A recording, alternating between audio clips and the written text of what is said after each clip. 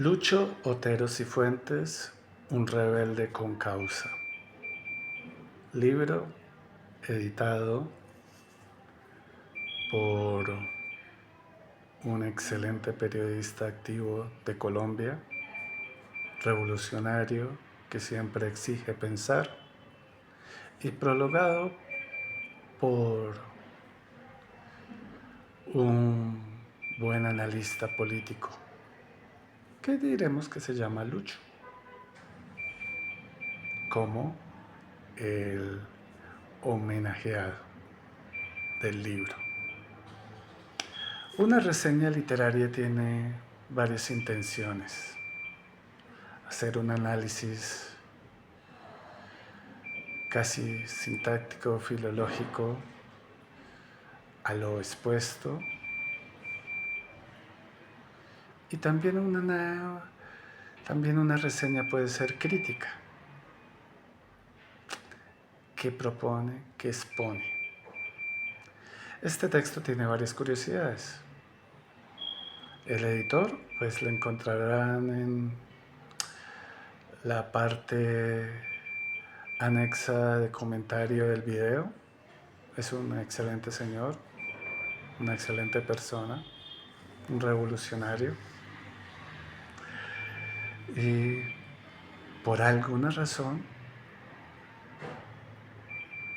el prologuista no coloca su nombre, pero todos saben quién es. ¿Por qué pasa eso? En Colombia toca tener cuidado. Estamos en un gobierno de izquierda, pero nada es seguro. Es la verdad. Ahora sí, haciendo este preludio, entonces es una reseña mixta, porque se analiza lo que tenemos ahí.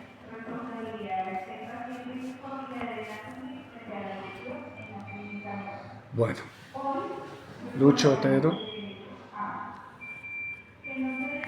un rebelde con causa.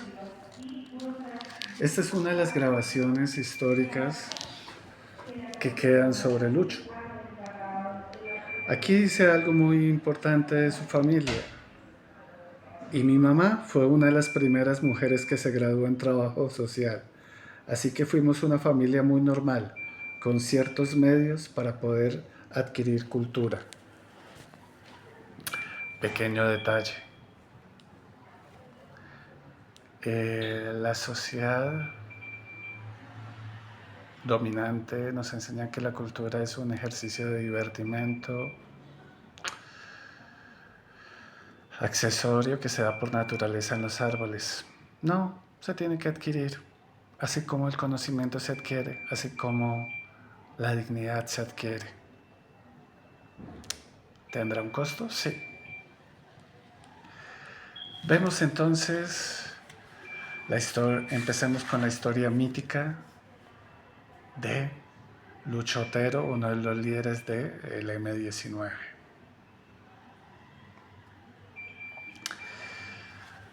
Existe uno de los ejercicios más interesantes, y es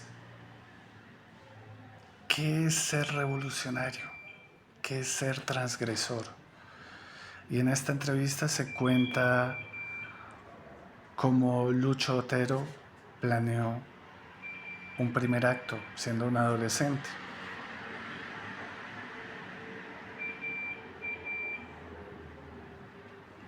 Si revisan la prensa de esos días, causó una conmoción bien grande. La prensa lo volvió un escándalo, lo agrandó más allá de su significado real. Esos 7 muchachos compramos unos huevos y unos tomates y nos fuimos a esperar a Moscoso, quien iba a inaugurar Ciudad Techo, que se volvió Ciudad Kennedy después de que mataron a Kennedy. Recuerdo que había 3 banderas en un palco, la de Colombia, la de Puerto Rico y la de Estados Unidos. Habíamos planificado que un compañero subía, rompía la de Estados Unidos, quitaba la de Puerto Rico y se llevaba la de Colombia. Cuando Moscoso llegó con unos 100 hombres, unas 100 personas y una comitiva tremenda de carros, tremenda. Entonces llegamos y nos arrimamos. Era una cosa como tan de película, tan de novela, que Moscoso se bajó y nos saludó. y ellos se habían camuflado como simples adolescentes que jugaban fútbol. Fue su primera detención, pero es uno de los primeros ejercicios de cómo se construye un pensamiento praxis. Sucedió otra cosa interesante, y es otro de los innombrables, Belisario Betancur. Antes de llegar a hacer eso, era un ministro de Trabajo que apoyó una masacre. Y en esas primeras escaramuzas del M-19, cómo se infiltraron a una reunión de homenaje a uno de los nombres históricos, Fernando Gómez Martínez de Medellín. No nos esperábamos que iba a haber tanta gente importante, embajadores, ministros, Carlos Lleras Restrepo, Álvaro Gómez Hurtado, Julio César Turbay Ayala. Estábamos rodeados de toda la clase política del país, además de los embajadores. Recuerdo que doña Berta Hernández de Ospina estaba al lado de nosotros. Éramos los únicos jóvenes, 10 jóvenes. Los demás eran gente bien adulta. Y la señora se queda mirándonos y le dice a la esposa del embajador de Japón: mire, estos son los futuros dirigentes de este país. ¡Qué profética!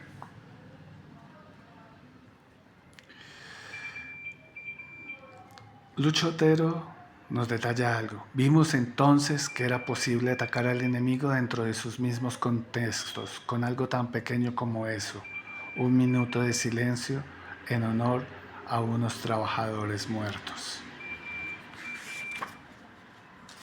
¿Cómo ven? Entonces se va construyendo qué es realmente un espíritu revolucionario. Hay uno de los capítulos más interesantes y es el M-19.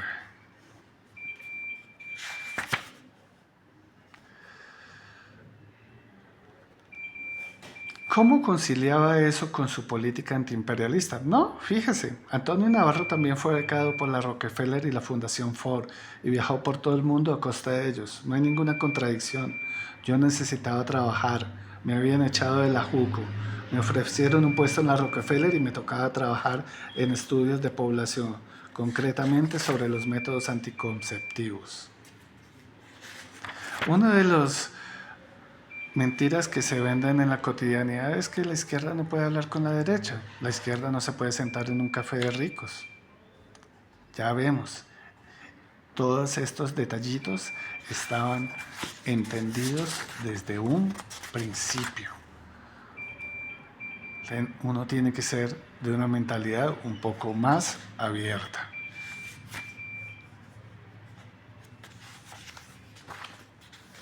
Como sabemos, el primer nombre del M-19 no era M-19. Nos enfrentamos a ello y decidimos aparecer como M-19. Eso fue una discusión muy dura. El M no fue así, nos llamábamos comuneros y hubo una votación. Creo que fue Álvaro el que propuso el nombre del M-19 y quedó el M. ¿Se acuerdan cuando yo decía lo del minuto de silencio ya por los obreros muertos? Bueno, se trataba de utilizar los medios de propaganda del enemigo para lanzarnos.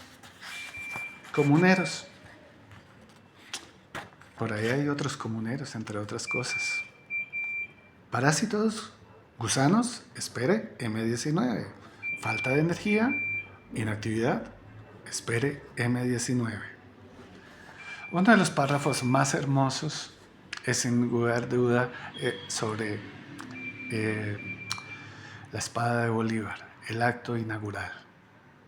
Después dijeron que habían sido acciones cronometradas, pero no fue así. En la Quinta de Bolívar yo participé en la retirada, en recoger la gente. Eso nos dio una fe la berraca, porque comprobamos primero que nacíamos alegres.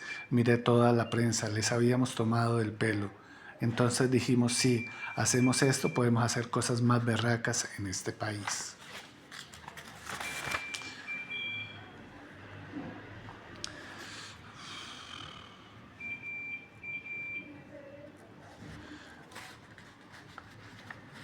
Una de las cosas, lleguemos al Cantón Norte.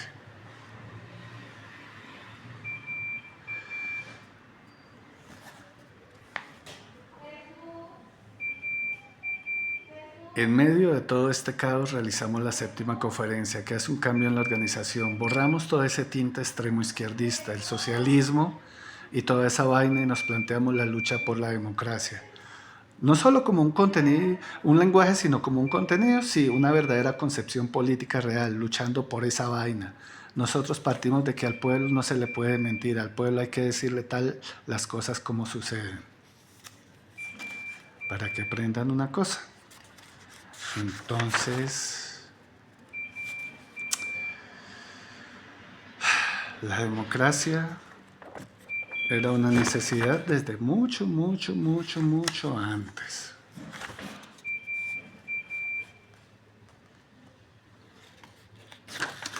Para mí, sin lugar a dudas, es un buen texto.